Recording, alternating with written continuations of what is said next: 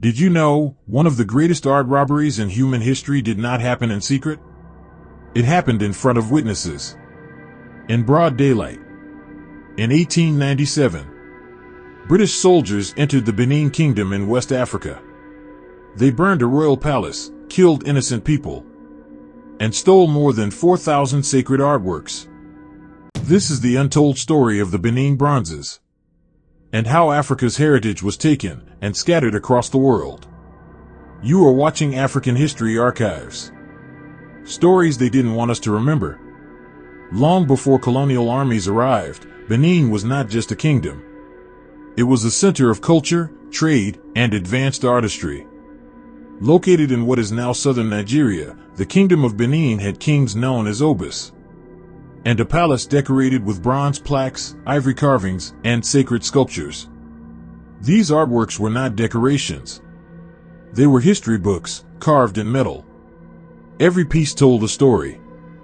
Battles, traditions, royal lineage, a visual library of African civilization.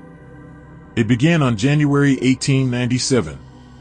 A British delegation, led by James Phillips, traveled toward Benin City. They claimed they came in peace, but they arrived without permission from the Oba. The king's priests warned, "Do not enter. The Oba is performing sacred rites." The British ignored the warning. What happened next changed history. As the British continued forward, conflict erupted. Some members of the delegation were killed in the chaos. This event became the excuse Britain needed. Weeks later, they returned with warships, not for negotiation, but for punishment. What followed would be known as the Benin Punitive Expedition of 1897. Thousands of soldiers, machine guns, fire, and destruction. On February 18, 1897, British forces stormed the royal palace. Buildings burned. The Oba fled for his life, and the kingdom fell silent. Inside the ruins, soldiers found thousands of treasures: bronze plaques, ivory tusks, coral beads, royal thrones. Everything was taken and shipped to London. From London, the stolen art was sold to museums and private collectors. Today, you can find Benin Bronzes in over 160 museums worldwide. The British Museum in London, the Metropolitan Museum of Art in New York, the Ethnological Museum in Berlin. They became trophies, exhibits, symbols of power. But in reality, they are evidence of a crime. For years, the world was told that Africans did not create art, that these bronzes were primitive.